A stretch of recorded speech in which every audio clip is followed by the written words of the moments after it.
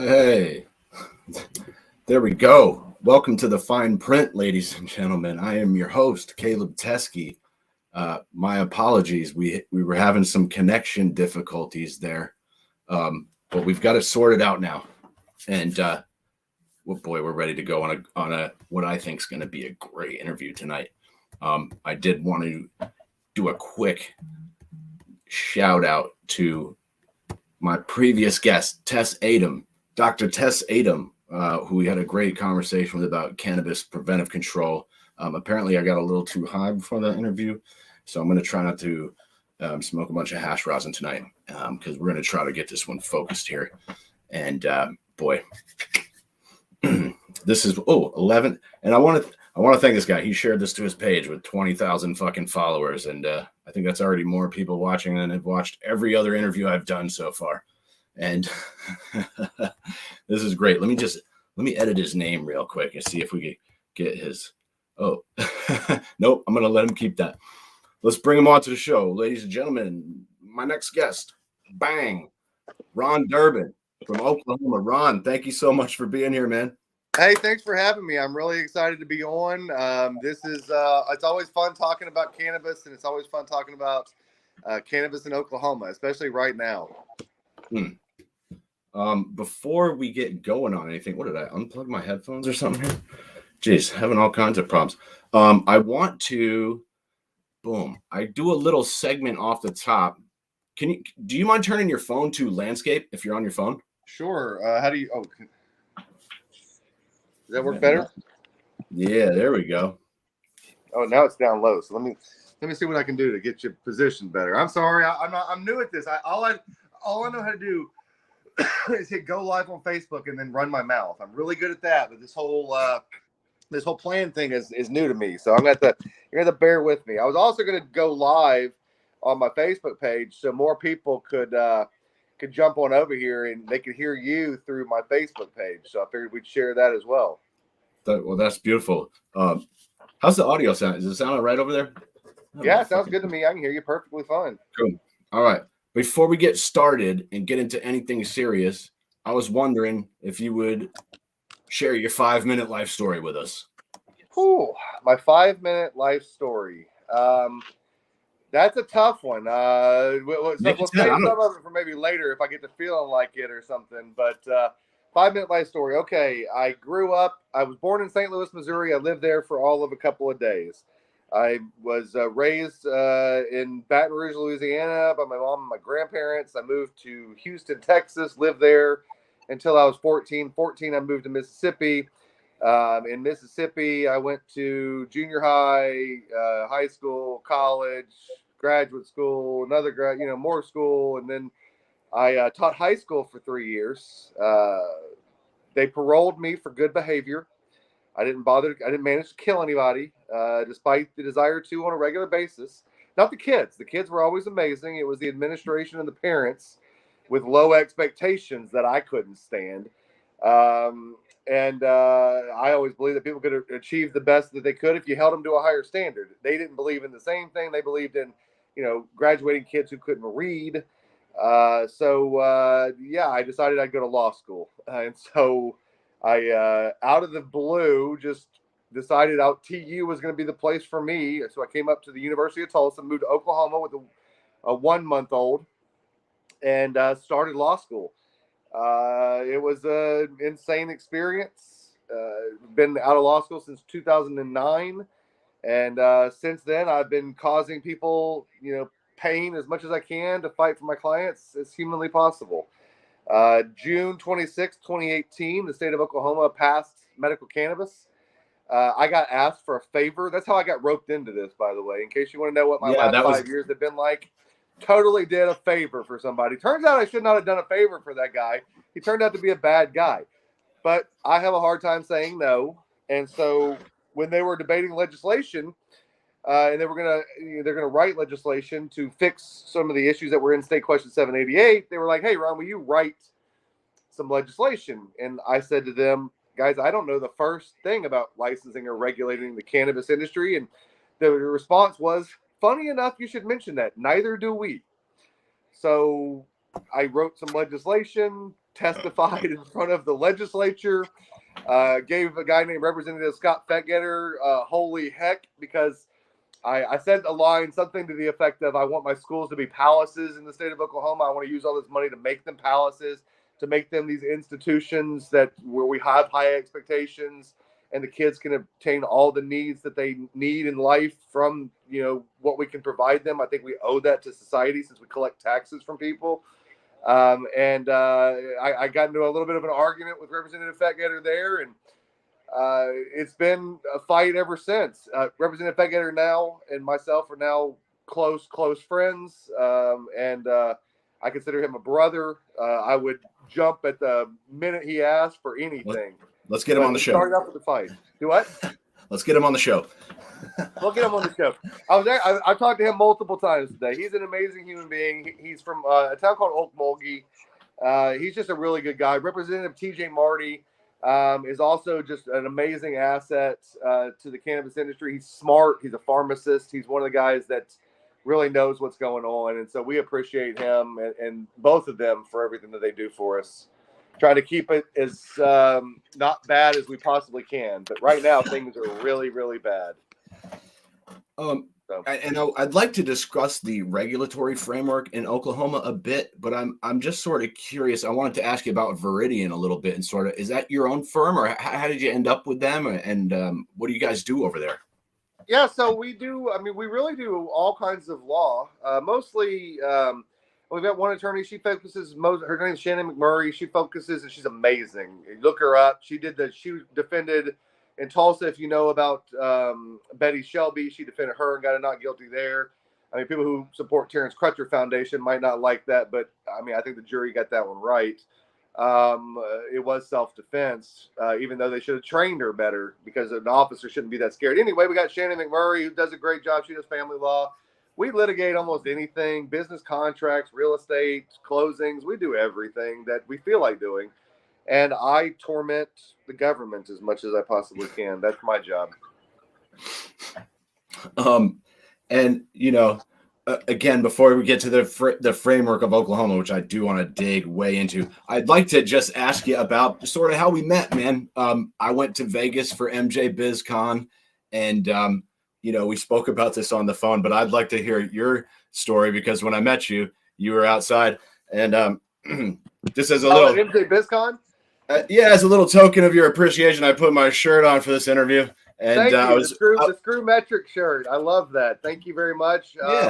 We need to make those available again. I will get on that. I will talk to Grant and the team, and we'll see about getting back on those shirts, because so I don't like Metric, not even a little bit, not even at all.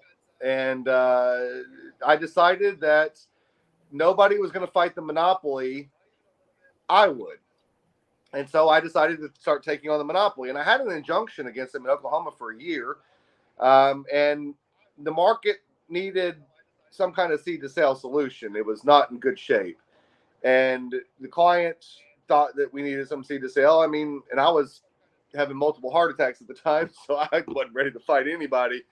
And we let Metric come in, and they have ever since, because of the OBNDD and the OMMA, just run amok. They are an absolute monopoly. The contract is violative of so many Oklahoma laws. It's not even funny. And I went out to MJ BizCon to have a booth called screwmetric.com, because I thought, especially in the marijuana industry, we would be for things like, free speech. But MJ BizCon is clearly not in favor of that. So is that what you put on the application when you, because you said you had a table there, correct? I paid for it. It was like $10,000 or $15,000. Wow. Holy shit. Books. Yeah, it was not cheap. I was right across from Metric. Was that intentional, or is that just happenstance? It was intentional. Of course it was intentional. They didn't have all their booths sold. I'm looking at the thing. I see Metric's thing right there. I see a booth right across from it. I'm like, I want that one. So apparently, look, I went on live and announced what I was going to do, hoping that Metric would be the monopolistic bulldog that they are and would interfere with my contractual relationship with MJ BizCon. They did exactly that. They got me kicked out of MJ BizCon. After you already paid. Yep. And but so here's the thing, though. That furthers their monopoly. So that's a behavior of a behemoth that has a monopoly. That's the kind of power that somebody like that has. So we'll use that as evidence against them. And quite frankly, I have subpoenaed their attorneys from Oklahoma who interfered in that to testify in these new cases, because I believe that this is a monopolistic contract. And I'm going to use their old attorneys who are still trying to be their current attorneys to testify against them. I'm going to move to disqualify those attorneys and call them as witnesses. We'll see how that goes. Don't get too far ahead of me. I got some of this in there. Sorry. No, I just, because that's how I met you. Like, you were outside. Well, I thought you were just hanging out outside. I didn't realize that you were being tossed out of the fucking event. Yeah, and the funny part about it was then they got this is where they really messed up. Then they got the Las Vegas Convention Center to tell us we couldn't be on that property. And the thing about that property is it's public property. And so the first day I let them kick me out. But the next day I went and did again, passing the shirts out around the front like they told me I wasn't supposed to. And that time I came prepared with the documentation I didn't come with the day before, which was documentation that the convention center is public property. And so any area that's not a restricted access area for a private event, if the building's open, it's publicly accessible, I can go in there as a member of the public and exercise my right to free speech. And the first day they deprived it. The second day they deprived it until the fine gentleman from the Las Vegas Police Department arrived and let them know that the Gucci belt wearing attorney was right and they were wrong. Wait, so a cop showed up and had your back? A cop, lots of cops. The TikToks on that are pretty fun. Oh, yeah. I think at one point, the first day, I think I was surrounded by like 10 security guards with guns and then a couple of cops. And then the second day, there were like 8 cops on scene that came to figure out this situation and whether I was right or wrong. And finally, the tax assessor for that county, thank you, tax assessor for Las Vegas, let them know that the property was public. And they advised these security people to leave me alone. And I went around and I only had one more set of shirts to pass out. So I went ahead and passed out one more set and went ahead and left. But it was, I think I got one of the last ones. You must have been on the way out, dude, because you were headed across to like the tram or something. And then, yeah, that was the last. Give me your card. Well, I told the cops, I said, look, guys, I said, I'm right. I said, you're going to figure that out. I said, but I made them an offer. And I said, but look, let me just go through one more time, pass out the rest of the stuff I've got, and I'll be out of here. And they wouldn't make that deal. But when they came back after they found out I was right, they were like, will you still keep that deal? And I was like, yeah, sure. I only have one more set of stuff. I'll let you guys get out of here. If y'all make sure that these cops don't follow me and scare me, or the security guards don't follow me with their guns and get in my face anymore, I'll be fine. And they did. They escorted us so we could peacefully give our stuff away and had the security guards stay away. And I'll sue the Las Vegas Convention Center and MJ BizCon and Metric very, very soon about all of this. I have a long statute of limitations, and I got plenty of other things to sue them about right now, so I'm just focused on those things. I hope we can follow up on this down the road. I love to talk, so... You were making a hell of a scene out there. I was like, who is this guy over here? I see people following you around, and the crowd was like, you kind of have this magnetic energy, and people are just like, or a gravitational pull. I'm not sure what it is. I think it's just that I'm loud. I'm really loud. I think it's partially the result of hearing loss. So when people tell me I'm screaming, I'm like, I'm not really screaming. I'm talking this loud so I can hear myself talk. So anyway. I got a comment up here from Stephanie Bino that I'm going to read later. Stephanie, I see your comment, but I want to slowly sort of develop this conversation and build to that. The metrics. And we are now live on my Facebook page. So those who are live on my Facebook page should come over to your YouTube page and check the YouTube page out. So you guys come over and check it out. How do they find it? They can hear you. How would they find your page? I'm on YouTube, the fine print. You look for the black and purple asterisk. I'm also on LinkedIn, Caleb Teske, CALEBTESKE. I think my Facebook the fine print page is also live streaming. It's a terrible shot, but it's got all the same branding. Okay, awesome. Y'all check out his page. watch it from there. You'll be able to see him as well. On this one, you're only gonna be able to see me. Yeah, and I'm gonna go stare at him more. And we're gonna get into some good stuff here. I'm excited. That was a good intro, and I got to tell you, boy, Ron, you gave me a lot of fucking homework to do here, man. I've never. Yeah. that might be the most I've done. And what I'd like to start with maybe is if you tell me about maybe the first cannabis case you took on, or maybe, I don't know, how many clients you're dealing with over there. And so, well, I mean, pick one. First cannabis case I took on was Cloudy Mornings LLC versus the city of Broken Arrow. There's a town so when 788 passed in 2018, it passed as a state question. So it was a state statutory question, and it was very short and sparse on details. And the governor didn't call an emergency session to lay out legislation that fully delineated how this program was going to work. And so cities started adopting all these crazy regulations to prohibit cannabis in their cities.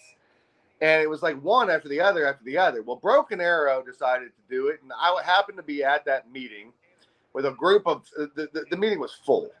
There was a bunch of people there. And I got up and spoke, and I said, look, I'm not asking you to not adopt cannabis regulations for purposes of your city. I'm not even asking you to allow it to just be free willy like it should, because that's what the law says. What I'm saying is take some time, get some feedback from people that are interested in opening your businesses here, and compromise and work with the community to not just completely close it out. And was this the very beginning of the legalization in Oklahoma? Yeah, this is very early on. And did it start with medical or adult use or both? Yeah. So we only have medical. 788 is medical. Okay. We have 300 and something thousand patients. 10% of our population is about a patient. So, wow. But these cities started to crack down on it, and what I saw very quickly was that essentially these cities and counties were going to write out cannabis and essentially take away the rights to have it pretty much anywhere. And I'm a firm believer in equal protection. I believe that somebody out there in Northeast Oklahoma should get the same as somebody out there in far Western Panhandle, Oklahoma. And it shouldn't matter that they live in that county versus that county. If one person in the state can get access to medical marijuana, everybody needs to be able to have access to it. It's just an equal access thing. Vermont actually preemptively got ahead of that. That was one thing I actually agreed with, was they stopped municipalities from like banning.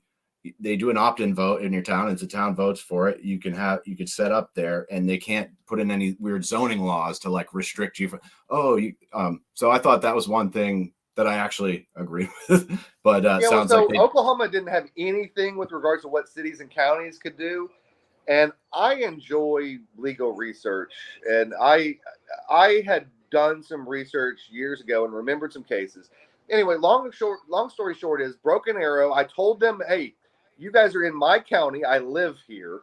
If I'm going to sue a city, I'm going to sue you. And they chose to essentially tell me to go screw myself along with everybody else. And so I made them the first example of a lawsuit. And essentially what I used was alcohol modernization laws from the 1920s in Oklahoma to argue that because that the state didn't say cities and counties had authority to regulate the industry, they didn't have authority. And so I was able to get an injunction. And for a year, I was able to block cities from being able to adopt regulations. Let me see. I think I found it. Let's see. So it's Cloudy Mornings LLC. Is this? Oh, I got Broken Arrow. Judge grants injunction blocking Broken Arrows. Yep, that's the case. Cool. So we got an injunction against them, and essentially we used that against all these other cities that were trying to adopt regulations and said, hey, we're going to take you to court too. And so they backed off. And so what it allowed to happen. Oh, where'd you go, Ron? All these businesses to jump in and get situated before these cities could regulate it. Now, the next year, the legislature came in, they amended the law, and were able to do it. But we already had a footprint and our strongholds already set up in the cities. So they weren't able to just completely restrict it out. They had to come up with some kind of reasonable zoning. So that was nice. That was the first case. So you set a little bit of legal precedent here in Oklahoma. Yeah, well, look, I've gotten injunctions for one time they wanted to release patient information to what we call the OLETs, the Oklahoma Law Enforcement Telecommunication System. Wait a minute. What? Yeah. Okay, so forgive me for a second. I'm going to turn that alarm off for just 1 second. I'm sorry. Yeah, that's okay. Sorry. Yeah, it was getting a little choppy there for a second. I was like, all right, do your thing. Yeah, that was me just trying to turn off the alarm and stuff. No worries, Ron. Okay, so what were we talking about? I lost my train of thought already. We were talking about what we were. There's this injunction. What did I just say? Now I'm having a stoner moment. We were talking about Broken Arrow and about other cases I've done. So look, one time they adopted a regulation that changed the 1,000-foot setback for dispensaries, and they changed the measuring point, but then they didn't grandfather in the existing businesses. So it really changed. It impacted a ton of businesses. So they started shutting these businesses down. I sued and got an injunction for that. That stopped that behavior. One time they were trying to release patient information. So every patient's information would have been in the Oklahoma law enforcement telecommunication system. So every time a cop pulled you over and saw you had a driver's license, they would also see you have a medical card and all your information. Wow. And that's just like, that might as well be probable cause to search your car. Yep, every time. So I filed a lawsuit on that. Wow. I got an injunction, and that was blocked. And then this 2 years later, it took us. I had to fight that case for 2 years. 2 years later, we got a fix legislatively, so that information won't be released to them anymore. That seems like a massive HIPAA violation. Well, but HIPAA, people misunderstand HIPAA. HIPAA only applies to medical records. There's no private right of action under HIPAA. It's a federal law that only applies to certain protected records. Medical marijuana records would not be covered under HIPAA. It's an invasion of privacy for sure. But look, we just saw a very big cut into the privacy rights of citizens when they turned over Roe versus Wade. People are celebrating that, going, thank God abortion's gone. And look, I don't like abortion personally. I don't think the government should have anything to say with it. But at the end of the day, what they've done is they've stripped away our rights to privacy in such a way because they use the right of privacy to grant that right. And so by stripping it back to where it was, we've now lost the right to privacy in a whole other areas of things that we're not even thinking about yet. So anyway. And those some of those DUI laws I thought were also questionable as well. They're training police to do these same sort of field sobriety tests on people that they use for alcohol. Yeah. And there's no real scientific consensus. Alcohol is pretty reliable. You drink enough, you're going to fall over. You'll start swerving. Weed, there's nothing like that equivalent. And meanwhile, they're still training new cops to bust your balls while you're driving. And I thought that was kind of fucked up. It is. And that's why I always advise people, keep your mouth shut, hand them your insurance, your driver's license, and shut the freaking heck up. Don't run your mouth any more than you possibly need to. This is absolutely the first thing you should understand. And if you got the opportunity, put a recording up and in your window and get it shooting back towards you and the officer in the window, just for your own personal safety. And for the love of all things, if they ask to search your car, the answer is no. I don't care if they say, well, it's going to make me think you're guilty of something if you don't. I don't care. No. They already think you're guilty. Yeah, I mean, good. They use that tactic. I've heard it so many times in audio tapes of clients getting arrested in Oklahoma recently over cannabis on some absolute trumped up bull crap charges. And these people voluntarily agree to let them search the car. I'm like, you were out of there until you said yes to that. Like, we never say yes. Can you search the car? No. If they search it anyway, so be it. But you don't give them permission. So you're also doing some criminal defense for cannabis people that have been busted. Well, no. I mean, okay. So I've got some criminal cases. One of my other attorneys is handling them in court. I have one criminal case. It's a pro bono criminal case for this African-American kid out of Missouri that's charged with possession of a stolen vehicle. And he's a good kid. He needs some breaks. And so that's my only criminal case I'm actually entered in is that one pro bono case. Okay.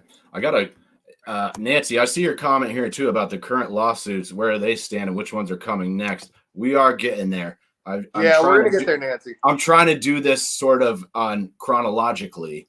And, Well, Nancy, you don't know Nancy, but Nancy Wallace is an amazing human being, a longtime fighter for cannabis in Oklahoma. She's always been there. An amazing, amazing person. So that's Nancy. Nancy's always great. Nancy's got great questions. And if you ever need to know something about genetics and those kind of things, you call Nancy. And here's one from Alex Popoff. I want to shout out to him too. It makes me not want to renew my medical card. Glad I tuned in. He's down there. But I mean, we protected that information, so that information's not subject to release anymore. We've had that fixed for 3 years now, or 2.5. Cool. And and none of the information ever got released to OLEDs. I was able to get an injunction before any information got released. Nice. I saw the bill language. I didn't like it, so I filed a lawsuit quickly thereafter, and actually, that time I worked out an agreement with the Attorney General. Mike Hunter was who was reasonable and came to that agreement. We didn't have to fight that hard for that. Mike Hunter was a reasonable, smart guy when we had him in the AG's office. If he could have just kept it in his pants, he'd still be there. What happened? Oh, he had a relationship with somebody at another department and agency, and it just and he resigned for it. So, okay, typical politician stuff. Not right, Andrew Winky bad. Not Andrew Winky bad by any stretch of the imagination. He wasn't, it wasn't that bad. I mean, but he was in a consensual relationship while married. That does tend to be bad for a Republican. Okay. Yep. Yeah. Except Newt Gingrich, he seemed to get away with it. I think the same ones just said, "Shut up, leave me alone." Look at Donald Trump. He's a Republican. How many women has he, been with or raped or whatever you call it, whatever he calls it these days? I don't know. That's a good point. I was not in the jury room. I was not in that courtroom, but I will tell you what, jurors aren't stupid. And I don't know. Maybe New York ones are. I don't know. Maybe it was all political. Who knows? I don't know. Yo, so I want to go. So we had that first case there, and I'm going to pop one up here. I'm going to pop one up. And if I'm jumping ahead, let's see, what do we got? Share the screen. I'm still working on this shit. So this is the one that I found from 2021. Okay. This is something about suing the state over, violating the Open Meeting Act, and I was wondering if that's the next one or if there's anything significant in between there. We should hit that first. So no, that's an old case, and that was the old administration. I have sued the state. I've lost count how many times for violations of various laws related to marijuana. The OMMA, the Oklahoma Medical Marijuana Authority, and the Oklahoma Bureau of Narcotics and Dangerous Drugs, OBNDD, seem to make it their mission in life to figure out ways to, violate the law. It literally seems like they are sitting down and going, how can we screw up and break the law today, guys? Let's figure out or ladies, let's figure out the mission and let's try to execute it. And I will tell you, they do better than their intended plan because they break the law more than anybody I've ever seen and don't seem to care. So I can only take it that it must be intentional. And so I've sued over Open Meetings Act. I'm suing the Oklahoma Bureau of Narcotics and Dangerous Drugs right now over the Open Meeting Act violations, over Open Record Act violations. So what happened?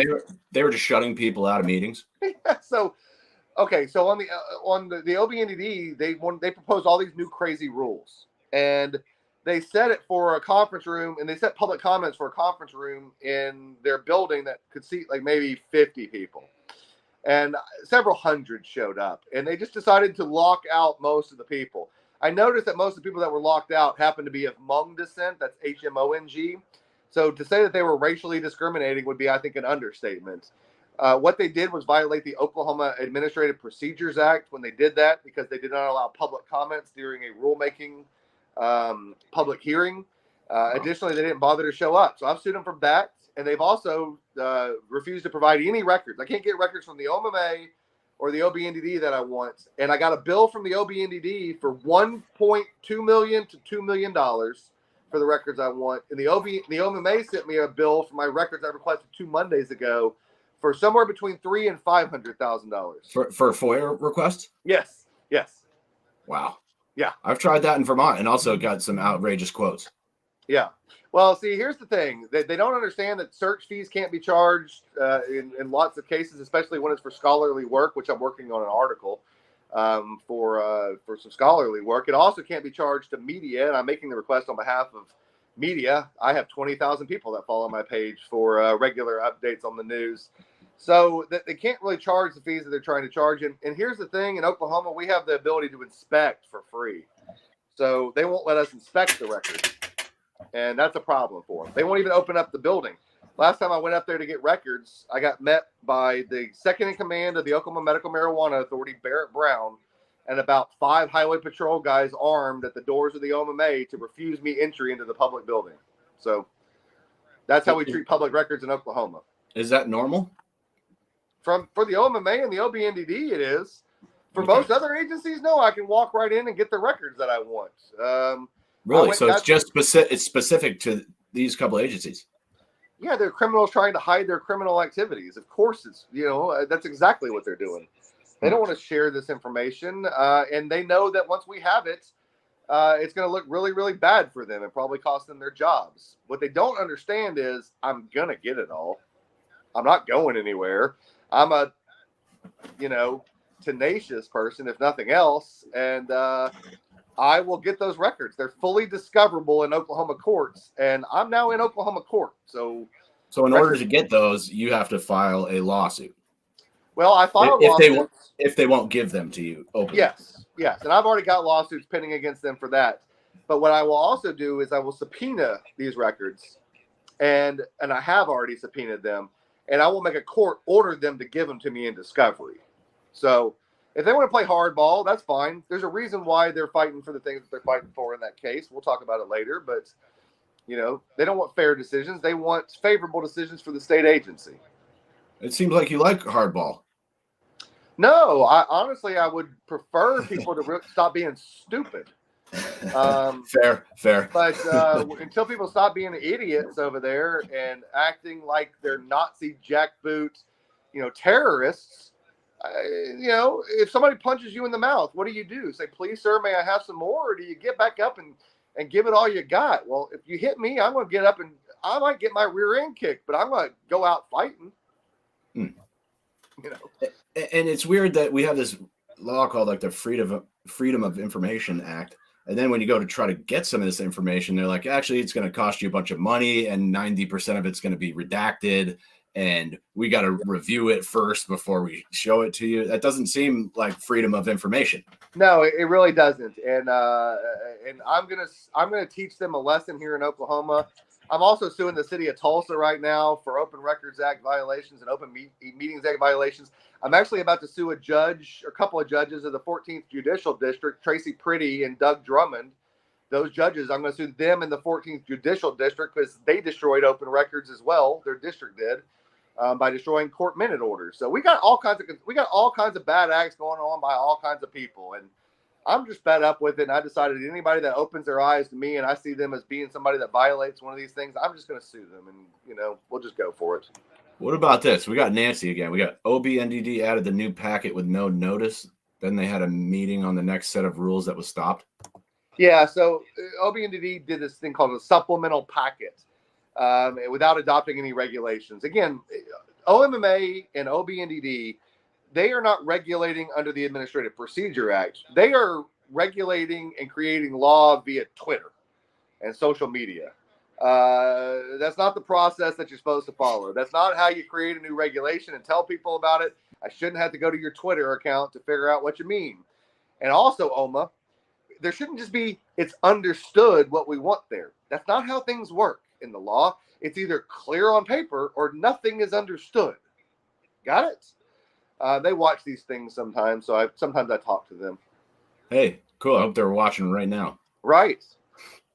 I want to get to, let's see. I just pulled a couple random cases here that I found your name on. Hey, we got 51 viewers on my Facebook page right now. That's not bad. Cool. We got 21 on here. That's the most I've ever had, man. Thanks for sharing. There we go. Hello, everybody on YouTube and Facebook. Let's try this one. What do we got here? We've got Dr. Z Leaf versus the state of Oklahoma. Yeah, that's where I had an injunction against Metric for a year. Regrets in life are many, and that is one of them. Yeah. Why do you say that? I could have talked the client wanted to get out of it. I could have talked the client out of it, but I didn't. And that was the right thing at the time. It turned out to be the complete wrong thing. But anyway, of life, you have regrets. If you can live a life without regrets, good luck to that and to you. That's one of my regrets. I wish I would have never let Metric get into the state of Oklahoma. I wish I would have just fought the case then. I'd had like 2 or 3 heart attacks at that point. It was not in good shape. Really? Yeah, it was bad. And I was more focused on my kids and not dying than anything. And so, yeah, that's probably my biggest regret in the last 5 years is letting that thing dismiss, or let that injunction go. But it's okay. We're going to get all their money back. We're fighting hard to get all their money back in the new cases. So you guys let this one die? I mean, the client wanted to, and we serve at the pleasure of the client, and he wasn't wrong. The client was not wrong. Oklahoma prices were absolutely bottoming out. The industry was in absolute shambles. We needed some kind of seed-to-sale tracking and some kind of, control on the industry that would provide some price stability and stop some of the black market activities. So it was one of those things where it's like, you're darned if you do, darned if you don't. And unfortunately, the devil, which is Metric, has grown into a true superpower thanks to the help of the OMMA. And why they continue to back this organization that's taking that money out of Oklahoma blows my mind. But I can't wait to ask them about that in deposition. Right. So the OMMA is approving regulations at secret meetings that they don't let people into, and then for people who don't know, maybe that are just kind of casual viewers, could you tell people what Metric is and what they do for business, please? Well, Metric is a monopolistic seed-to-sale company out of Florida. They have these proprietary Metric tags that are these blue and yellow tags, which, by the way, idiots, Metric. Yellow attracts pests, you morons. So maybe turn your tag colors to something other than yellow. All growers will thank you for not being so freaking stupid. Anyway, they create these RFID tags that on the public market might cost, 5 cents at most? And they demand that Oklahomans pay 45 cents for every plant tag and 25 cents for every package tag. So, in the case of Oklahoma, they signed a contract with the state, OMMA, to provide the state oversight and seed-to-sale tracking for all businesses. It was a fixed-price contract. They bid $42,500 for the first year. Instead of providing the services like that, they have siphoned money off of all Oklahoma businesses. We have, in the neighborhood, let's call it 10,000 businesses that are licensed medical marijuana entities. The Metric is independently charging those businesses $40 for every single account and every single license. So take 10,000 and multiply that times 40. Just to have an account? Do what? Just to have an account? Just to have an account. So that's that you're legally required to have? Right. So that's not hard math. That's $400,000 a month. Okay. Times 12, not hard math. That's $4.8 million. Okay. We have more than 1 million plants in Oklahoma currently in growing. Figure 45 cents for every plant tag. That's $500,000. Figure a 3.5 times, recycle rate. And by the time you add up all the package tags, all the plant tags, and Metric fees, what you get is Metric doing a contract with the state for less than $100,000, and yet secretly they're reaping, because it's all behind closed doors that this, how much money they're getting. They're reaping more than $20 million a year out of Oklahoma alone. Now, are these no bid contracts? Do you know?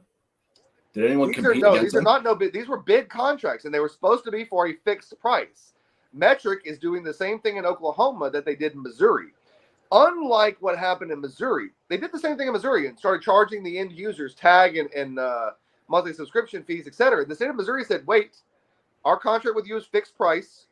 We're not paying those fees. Our end users are not paying those fees. Go to hell. Metric sued them, or they sued Metric. I don't remember how it went. I was going to say, I've heard of this lawsuit. Anyway, at the end of the day, at the end of the day, Metric lost. Metric got his butt kicked because Metric is not supposed to be charging for tag fees, monthly fees, or any of that stuff.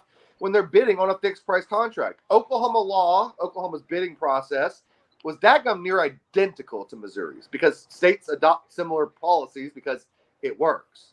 And you said packaging tags as well? So like after they put them on the plants?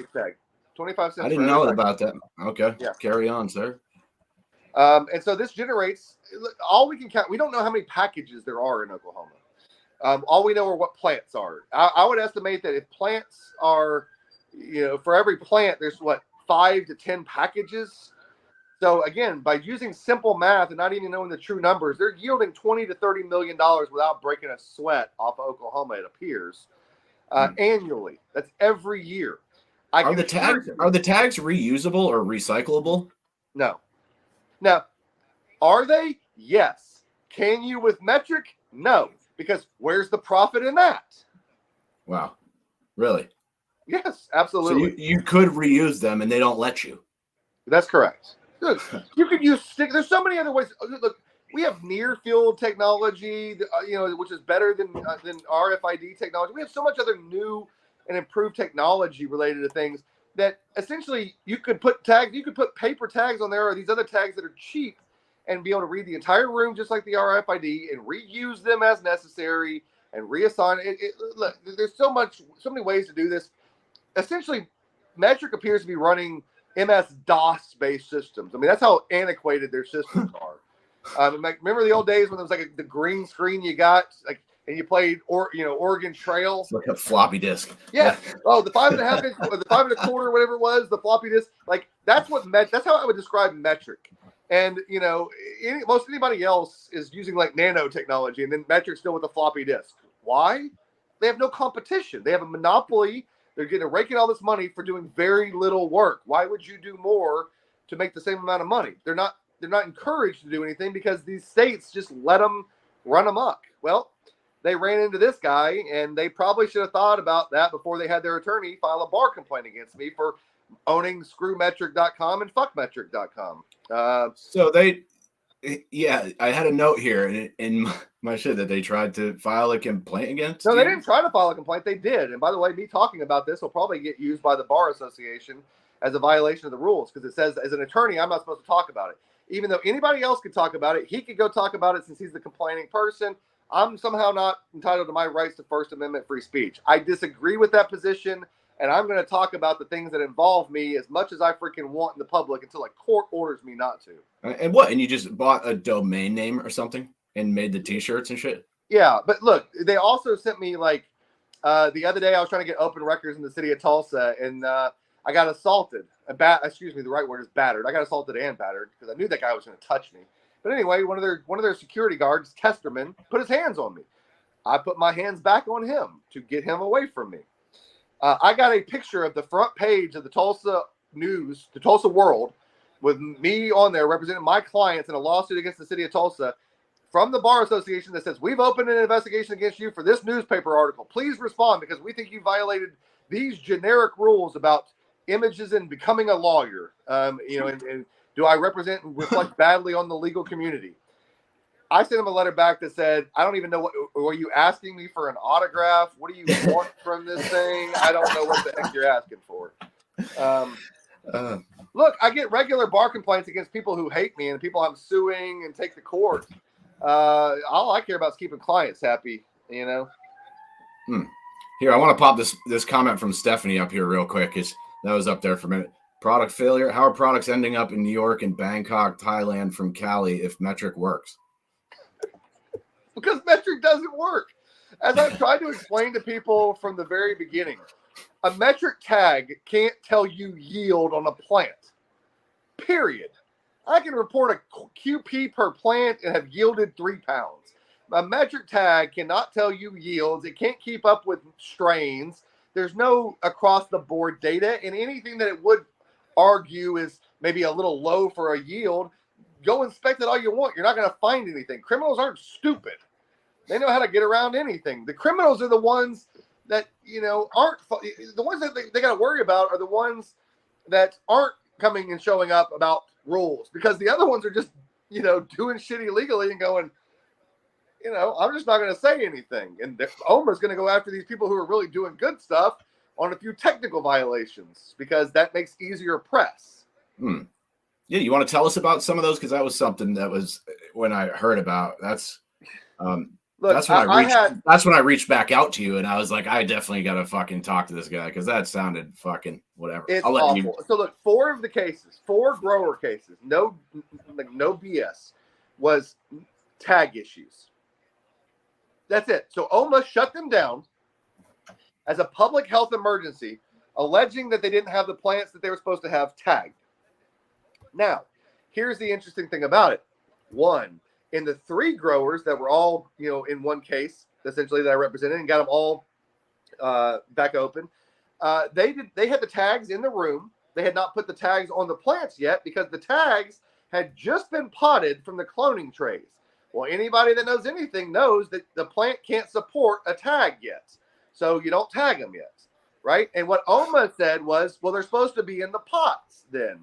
And what I say to that is, where's the regulation that says that? Adopt a regulation that says until you can tag it, put it in the pot. Pretty easy to solve that problem, right? Shut them down for tags. And here's the other thing. They shut them down for not having mothers tagged, despite the fact that their regulations say that you don't have to tag a mother until you are intending to take clones from it. Why would you not have to tag a mother or any other plant in veg?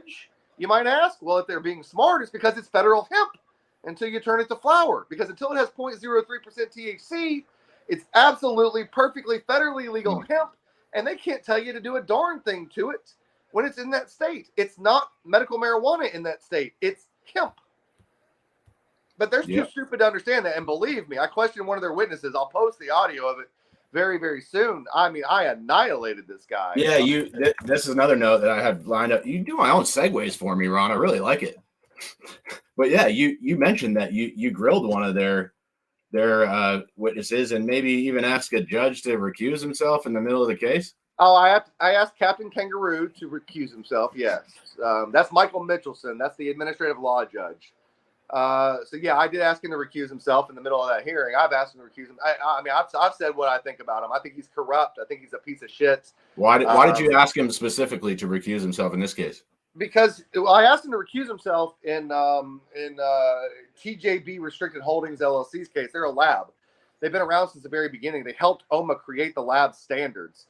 They shut them down because they inspected one of their other facilities, and they somehow think that they were testing marijuana there. They weren't. It's the dumbest stuff when you actually have a brain and look at the pictures they've taken. You go, did you really think that was cannabis, OMA? Anyway, it's some funny stuff. But look, the judge would not let us subpoena any witness. So you made the lawyer cry too. Yeah, I did. But backing up, imagine that you were running your business and you've been running it for 5 years and been inspected many, many times. And OMA just walks into your building one day and says, here's a shutdown order. You're out of business today, right now. No chances, no questions, no nothing. I think as a person, you would expect a couple of things. One, you'd expect a fairly quick hearing, right? Your emergency shutdown. How long can you survive? Not long, right? Well, I can tell you in civil courts, when you get an injunction ex parte, which means an injunction without the other party getting a chance to defend themselves, it lasts for 10 days. OMA was trying to stretch these things into 60 days of emergency suspended before they give them a hearing on their emergency suspension. Wow. Yeah. How long do the hearings take? They wanted to take 2 hours. If I actually went and put one on, it would take 10 to 15 days. I'm going to tie them up. I'm going to examine every witness I want to examine, and I'm going to put on a full-ass full-ass trial. And I know Captain Kangaroo, Michael Mitchelson, if he was hearing it, would rule against me. That's a guaranteed lock. But I will ask him to recuse in every case, and they can't even seem to follow the law on that. The law says when you ask an ALJ to recuse, the director of the agency makes the decision. He made the decision himself in this case and then ruled against my clients, even though the hearing was not completed. That's the level of stupidity in this guy, or the level of corruption. He got to decide for himself that he wasn't going to recuse himself. Right. There's no oversight of that. With no appeal possible, it was real good. I liked it. And in one order, he said, I can still make fair and impartial decisions. And then the next order, he upheld the emergency suspension, even though we had only called one witness. When I asked him to recuse, I was in the middle of that examination, and we ended the day because I asked him to recuse. So there's a procedure that needs to happen. He didn't follow that at all. They just, again, they write their own rules or don't write their rules and just do what they want to. And they tried to do that to me. So when I went on that case, they would not give us, the ALJ, the judge, would not let us subpoena any witnesses from the OMA. So we could not call any of the inspectors by subpoena. We could not call the director of the agency who said we were causing a public health emergency. We were not allowed to subpoena her and call her as a witness. We were not allowed to call any of the executives or other directors or bosses of the agency to examine them about anything. How do you fucking right? Well, right. We also were not allowed to get any documents pursuant to a subpoena ducis tecum. So we were not allowed any documents or any witnesses. So good luck on a fair hearing, right? Well, just so happens, I'll go ahead and jump to the end real quick. A judge in Oklahoma did not agree that was what we call due process. So the judge in Oklahoma lifted the emergency suspension. My clients can now operate again because an Oklahoma court didn't agree that was due process, because it wasn't. They're not giving due process over there.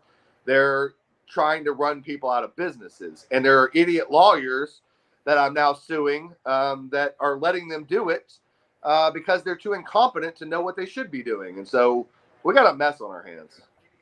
And you mentioned earlier the Hmong community. I'm not sure how you say that, but do you feel like any of these emergency shutdowns are discriminatory or in any way, yes, or targeting certain types of people? Yeah, absolutely. Look, they equate anybody with a skin complexion that you would go with assume is from somebody in the Asian continent, and they essentially say they must be bad. That is just the general take of the entire agency. They're absolutely discriminating, and they're using language barrier as a big part of it. So they're taking, absolutely. And so that's why I always tell any of my Hmong clients or whatever, ask to have your attorney present. Make sure that you have somebody ready to go that you can communicate with if you're running into a situation. Yeah, because look, they're sending in bullies, especially if it's the Oklahoma Bureau of Narcotics. They send in, they're cops. You know who they are. Not all cops are bad. I don't believe in ACAB like some people do, but I would believe in darn near DNATCAB. Darn near all cops are bad, is what I would say. Yeah, and for sure, like I'm from Vermont. It's kind of a liberal state or whatever. I bet growing up and being raised down where you live is a much different situation. Look, our governor's just clearly a racist. He doesn't like anybody that doesn't like, that's not like diehard Trump. He wants to decimate the industry and shut down 90% of existing businesses. Yes, he does. He called for there to be less than 1,000 grows in Oklahoma. We have like 7,000 now. And look, they're taking the any means necessary approach. They don't care what they have to do to kill people. The director of the OMA, Adria Berry, sold her soul to the devil.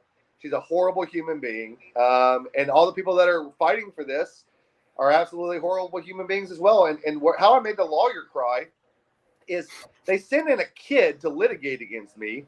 It's like sending a sacrificial lamb to be slaughtered. And she kept making objections that were either inappropriately timed or improper objections. And the judge was too stupid to know what the hell was going on. So I corrected her on him and told the judge what he was and wasn't going to grant. He does not like me, that judge. But for the first 30 minutes, we decided who had the bigger kahunas in that room, and I won. So anyway, she ran out of there crying, and I may or may not have yelled to her as she was. There's no crying in baseball. There's some good video of that. There's some video of it. And I may have gone in with my red polo shirt, blue jeans, and my red Air Force Ones, and also with my hat on that said "No fucks given." Wait a minute. Hold up. I think I got this one. Let me. You have the video? I have the story. Oh, you have the story. Do you not have the TikTok? The TikTok's awesome. Oh no, I don't do TikTok yet, but I think I'm gonna have to say, is this what we're talking about? Gucci Yeah, that's belt? what we're talking about. Okay. So that was somebody put it, what he says to the playing of Nelly's Air Force One song. It's really good. I did watch that. I don't have Yeah. TikTok, but I was able to see it. Oh yeah, look at you. Look at you. Well, Yeah, so tell us, this is after you made a lawyer cry and asked this judge to recuse himself? Yeah, and it was actually after, funny enough, that day I did a little acute kidney damage and a bit of damage to the old ticker, getting a little too dehydrated. I actually had to sit down for a minute and kept surrounded by cops because they thought we should leave the building. And one of the Oklahoma Highway Patrol guys likes to get right up next to me, and he knows I can't stand that. I have a thing about people being too close to me, and especially if they're in an aggressive mood. And man, he just didn't respect that at all and wouldn't back off despite the pleas and begging of everybody. So it took me a little while to get over that, and I ended up in the hospital like the next day. Was it the next day? Maybe, yeah, I think it was the next day. I got a little too dehydrated. It caused my heart to have some problems, and oh well. Ron, don't you go dying on us. No. See, I was drinking too much Diet Coke, so I switched back to water. So we're in good shape now. So I want to ask you this because, I put the headline in the title for this, the Gucci belt wearing thing. I thought it was cheesy as fuck. Why do you think, like, this seemed like a cool story, and the first thing they kind of pointed out was what you were wearing? Well, look, I get that. I kind of see it a different way. I kind of see it as we sent the message that we were trying to send. Look, before I went there, normally to court, I would wear a suit and tie, right? That's just, normally. But to an administrative hearing, I might dress a little down, and I certainly, I'm probably not going to wear a jacket to an administrative hearing. I don't care who the hell the person is. They're not a judge that can send me to jail. They can go fuck themselves. And I know I'm going to lose in front of a state agency. They're all freaking, just goons for their agency. That's how they get paid. But I talked to my clients before I went there, and I said, look, guys, I said, do you want me to wear a suit, or do you want me to wear what I would wear, knowing that we're going to get we have no witnesses that we're allowed. We have no documents that we've been allowed. We know he's upheld every single solitary suspension in the history of him being in there. What do you guys want me to wear? And their response to me was, let Ron be Ron. And so I wore what I would wear to make a scene. And that included a striped red polo shirt, a hat that said no F's given, a Gucci belt, and some red Air Force Ones. They were the July 4th editions with the stars on them, and I was trying to send a freedom message. So I was dressing for the message of freedom.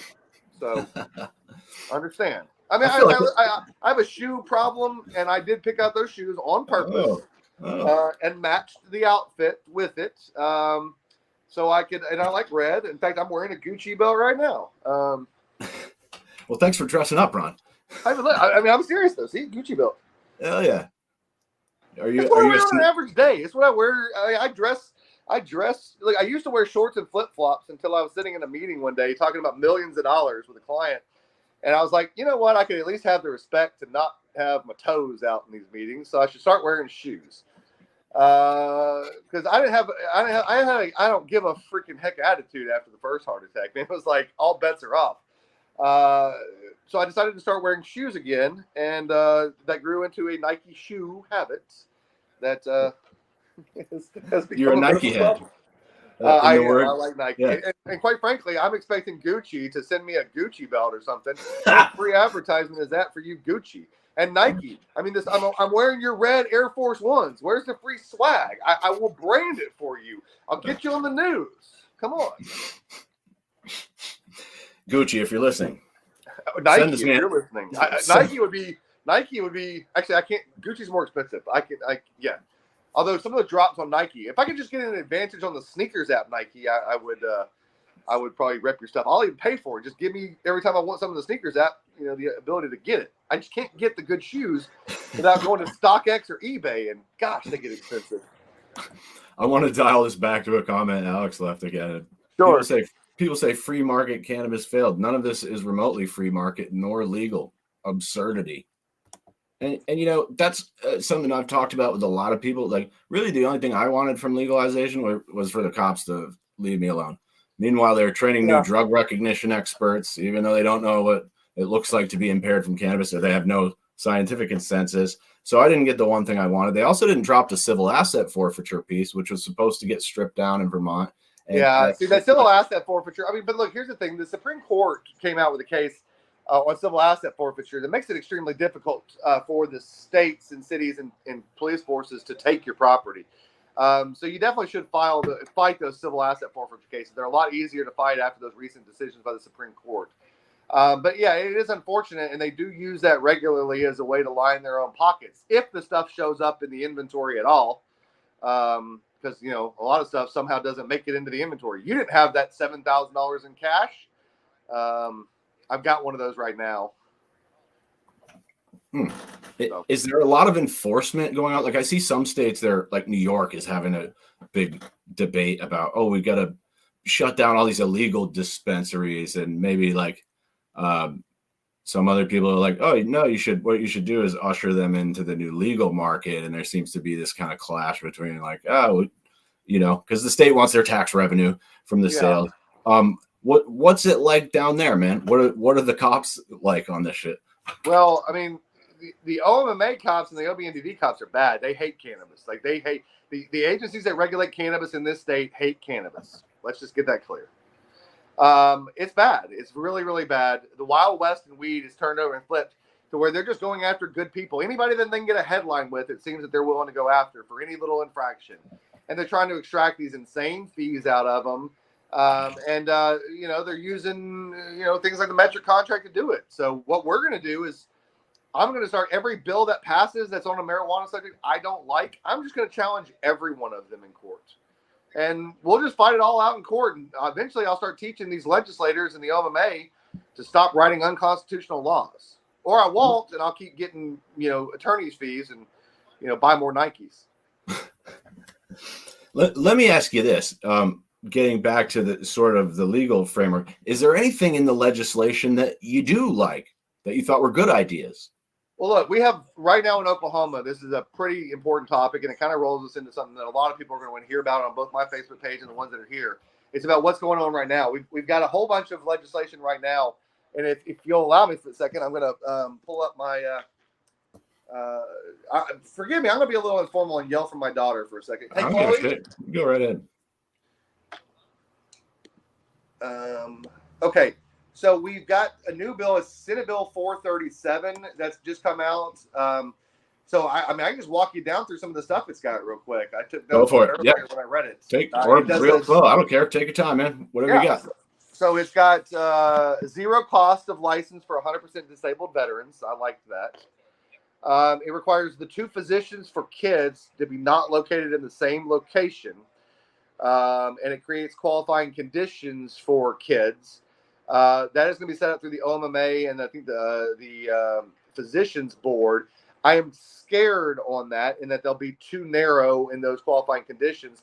There's also a provision in that deals with the physician having to have a relationship with the minor patient for a year preceding their recommendation. A year? We had like 3 months, and I thought that was ridiculous. Well, no, I think a year is stupid because, a kid can't predict when they're going to get cancer. My God, like, what in the world? I got to have what if the kid comes in tomorrow with cancer to a doctor? There's no provision in the bill that allows for that. I think that was just a huge missed thing, and we've got to get something going on that. Unfortunately, the legislature's not done yet. Maybe they can get something in a new bill or something. It's got a registry of recommending physicians required. It has an education requirement for doctors, a 2-hour education requirement before they can recommend, and a 1-hour continuing legal education. 2 hours? That's it? That's shorter than the bud tender trainings here in Vermont. Well, and they added bud tender training as well into this thing. I'll get down to that on this list. Okay. They put pretty much everything that did not pass in one of the other bills that they were in, they piled it all into a couple of these bills, and 437 is one of them. It also requires, look, I say regularly that when I sue somebody and I do discovery, it's like practicing proctology without a license, right? I'm going to get all the way up in there. The OMMA in 437 is going to get all the way up in there. They are practicing proctology without a license.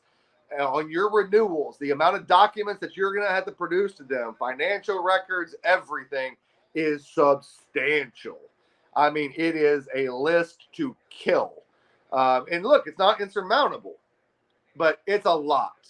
And so what is very clear to me is when we first started 788, you could do it for the most part and start your business and say, okay, by yourself. What they've essentially done is make it to where if you don't have a lawyer doing this stuff for you, you're going to be out of luck. And that's a decision to drive. The more regulation you add, and as Grant Miller said to me, I think it was the day before yesterday, with any bureaucracy, once you create a bureaucracy, it necessarily and inevitably breeds more bureaucracy.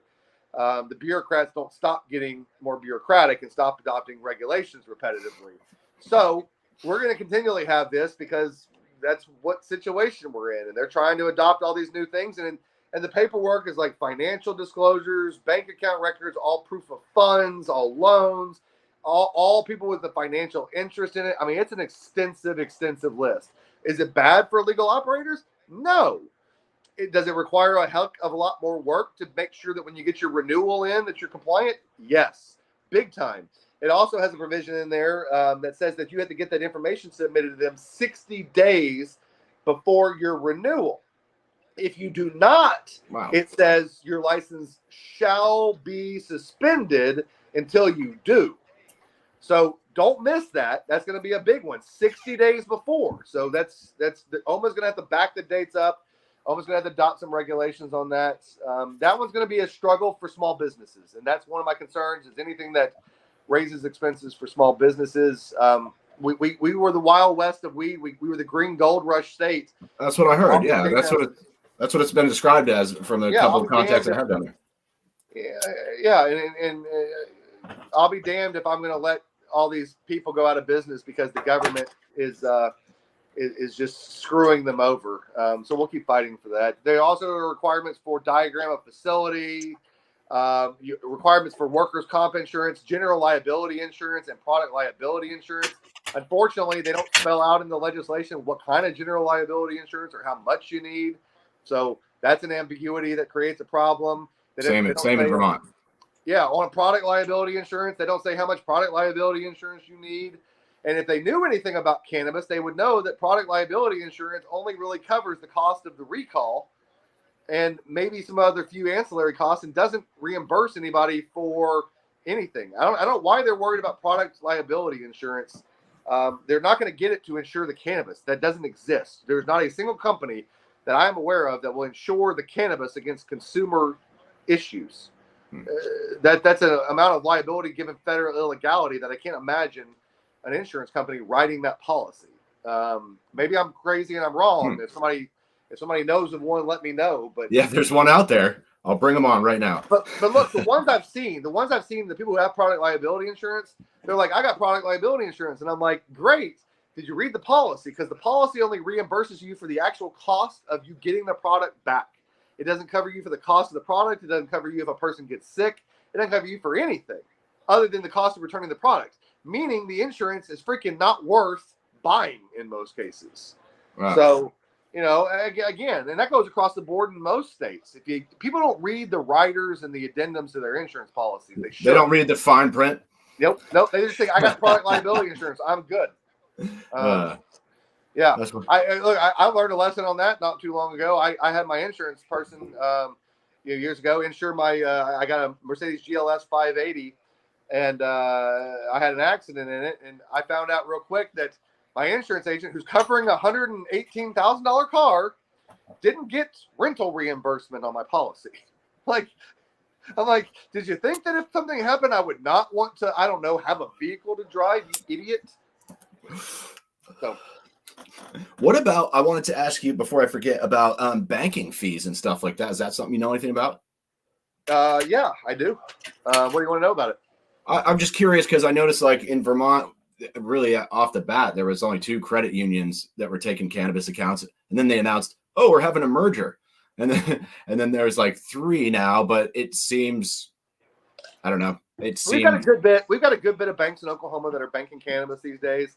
The fee, the thing I hate about it is the fee runs about $500 a month, and I mean, for small businesses, that's expensive for putting your money in a place. Is that a flat fee, like across the board for everybody? Yeah, I mean, heck, when it first started, like the fees were over $1,000, but most of them, as competition, went in, they all lowered it to 500 to be where each other are, and nobody's gone lower than that yet that I'm aware of, unless somebody again knows of a bank charging less than $500 a month. And feel free to plug them on my Facebook page. Yeah, right. If the banks want to race to the bottom, that's fine.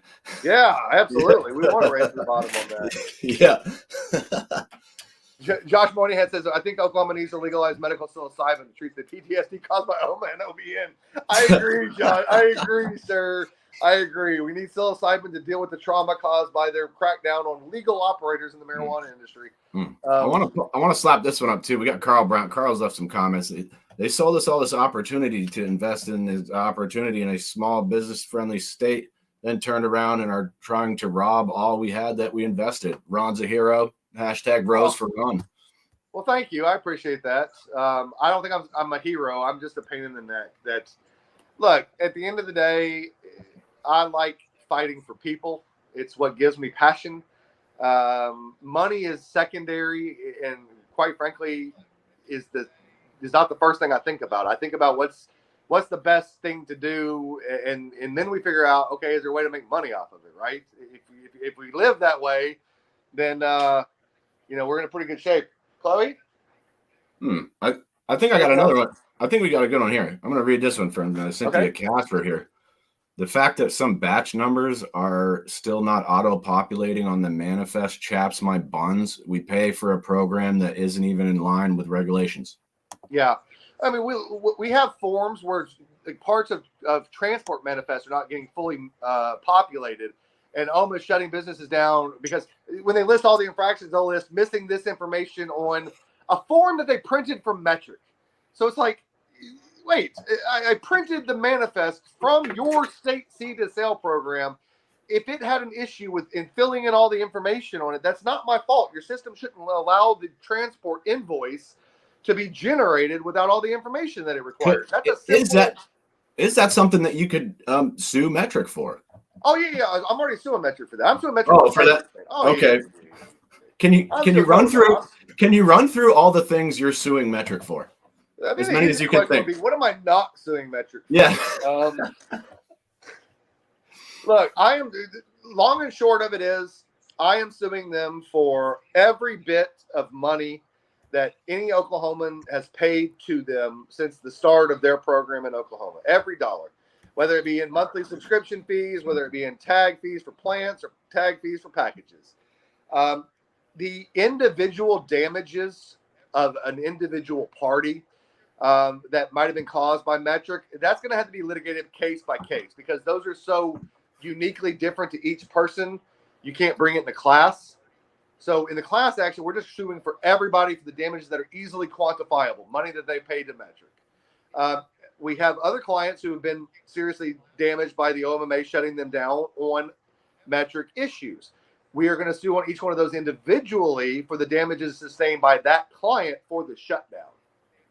So that client will be able to recover for their, like, for example, Genesis Testing Labs, JCB Restricted Holdings. We're going to sue for all the money that they've lost, all the potential money that they're ever going to have lost, because, when they shut down this lab, they had to issue $100,000 in refunds to people that they'd already tested product for, but OMA wouldn't let them upload the testing. And again, the shutdown had nothing to do with their testing results at all. It was complete nonsense, but based on stupid people being sent to the inspections. Wow. Yeah, and I will eviscerate them in court. And a lab, it seems like the most expensive thing to shut down. Well, in terms of lost revenue and the just their fucking electric bill to keep their machines on and shit. They put them out of business essentially. I mean, I now have the injunction lifted. They could go back into business tomorrow, but all their operating capital went to do the right thing and issue refunds to the clients impacted by it. So right now they don't have the capital to get reopened, and that's been caused by the OMMA and by Metric. And so we're gonna. By the way, in that case, I'm going to amend it to add a class action to that one too. Because why not? And if it's anything like Vermont, there's really no one in the state who's even qualified to make the decision that a lab should be shut down because they don't know how to do that shit. No, and they didn't send anybody to Oklahoma that knew anything. They sent somebody to their lab that knew anything. I questioned one of the inspectors, and the only testimony he delivered that was he'd been to their facility in February and it looked great. That was the only testimony against my clients where he upheld the emergency suspension was that agent saying, yeah, the one time I went there and inspected it, it was great. Look, everything looked right. That was the only evidence. Yeah. Insightful. Yeah, we have a kangaroo. We have a kangaroo judge, Captain Kangaroo. I'm working on a bar complaint against him. I just haven't got it done yet. Been busy. It sounds like it, and like this one you sent me earlier, the full tilt thing. I thought you said it was 50 pages, and then you sent it was 340. Well, okay, it's 50 pages typed, and then 250 pages of exhibits. Okay, cool. I'm just curious. I mean, are you putting those together yourself? You have a team working on that? That must be fucking exhausting, because you can't fuck those up. If you write something wrong, I assume the whoever you're trying to sue could just be like, oh, look, he fucked up the paperwork and this gets tossed. I imagine that must be kind of exhausting work. Yeah, I mean, look, that's the longest. It's not the longest brief I've ever written, but it's close. I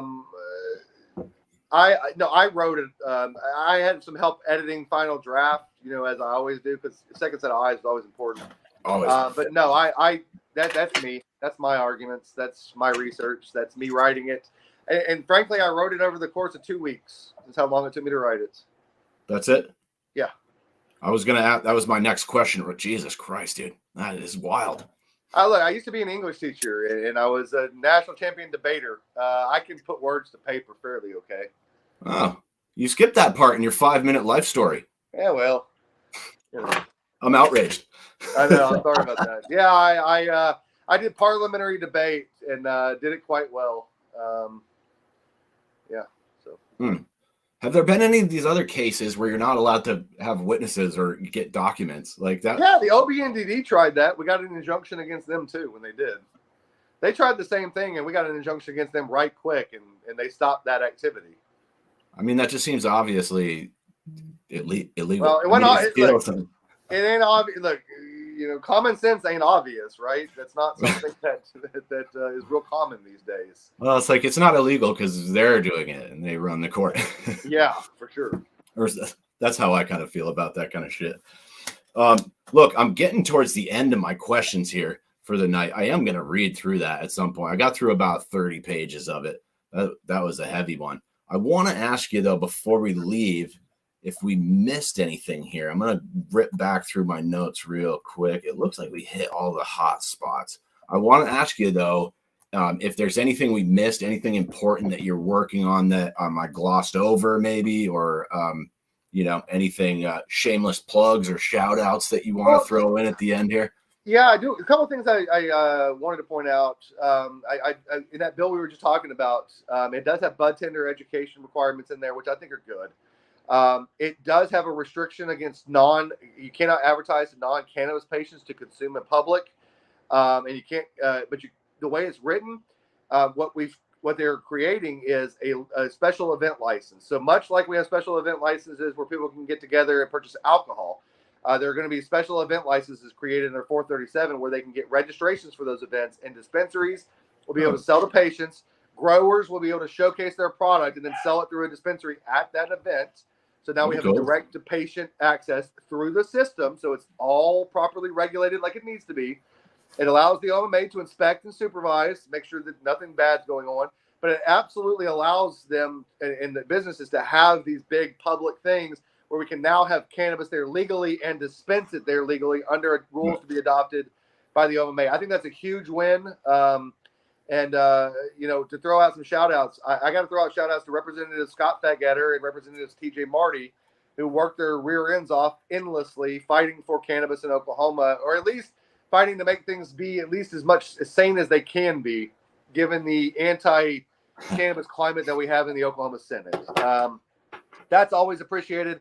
The people that show up are what, people, say something about me and all this stuff. Yeah, okay, I can draft a 50-page pleading that will blow your mind in 2 weeks. and I'm, fairly okay in court. But at the end of the day, people showing up is the true impact statement. And so what I need, if people want this to continue to go down this path, I mean, it's that we got to continue the public lament about what's going on and showing up at these events and letting people know. So we've got a big hearing June the 8th in the Metric case to argue that Delaware County or Ottawa County, whichever one we're in over there on that one, is the proper county. Screw metric.com. And we're going to keep fighting. And people showing up. Look, at the hearing we had the other day, half of the courtroom was packed in really close together because they all wanted to sit behind me. And nobody sat behind the other guys. And so we had a full courtroom on one side and nobody behind OMA and Metric on the other. If that does not send a psychological message to a judge, I don't know what does. I want to see a bigger turnout on June the 8th. And look, everybody in Delaware County and Oklahoma is amazing. And I always tell them, like, it's worth coming to because there's some cool stuff there. They got the Coleman Theater. You can go a little bit away from there to Pitcher, Oklahoma, and see a decimated town. You can go to Commerce, Oklahoma, and see the home of Mickey Mantle, the original home of Mickey Mantle, where you learn how to hit a baseball. You can go to an old an old burger shop that's in an old gas station there in Commerce, Oklahoma. It's called Dairy King. It's awesome. So there's lots of good stuff to come to Miami for. So come on June the 8th.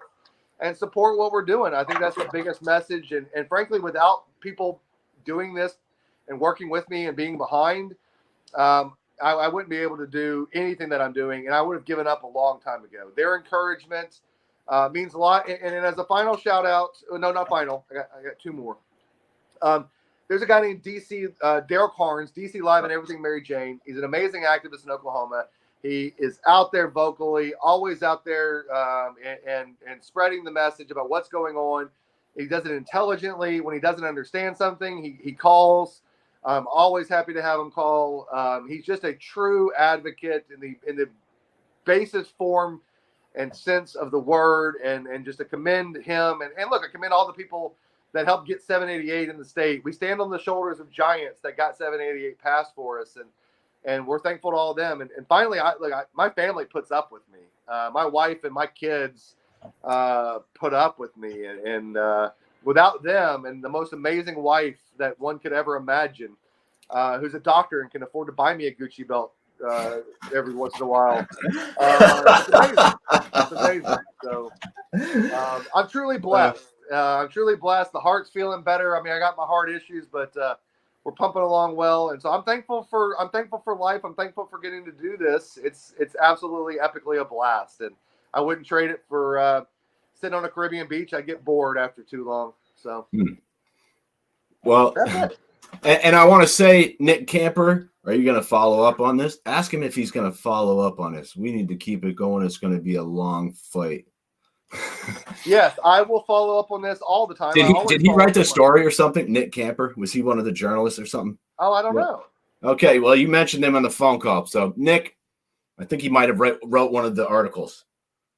Oh, did I? I would definitely follow up. You did. I mean, I don't just know anybody named Nick Camper, and that's in my notes. So. Okay, well, look, I liked the story. I mean, look, could it have been more on what was going on?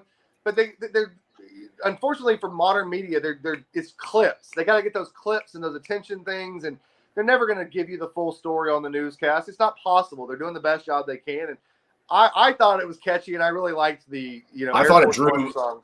I probably drew more attention, honestly. Yeah, and people read the article. You're coming out like fucking Where's Waldo? Like that's exactly. And look, and I wore that shirt knowing because one of my girls in the office, Jackie or somebody said. That it looks like Where's Waldo, like when the first time I wore it. So I wore the Where's Waldo shirt on purpose because the answer was, Where's Waldo? He's right fucking here. You can't miss him. Dude, nope, that's awesome. Well, Ron, I think we did it, man. I do hope that we can follow up on this down the road. I want to wish you good luck with everything you're working on. It sounds like you got a full plate, and keep your head up. Definitely don't fucking have a heart attack again. Just stay healthy. And I really appreciate you sharing with us, man, and inviting everybody in here. This has been fantastic. And I'm going to sign off with my terrible catch line, which is the devil's in the details, and the details are in the fine print. Peace, guys. Thank you Everybody so much. stay safe out there. I got to get my line. Everybody stay safe out there. All right. Take care, Ron. All right. Have a good night. Yes.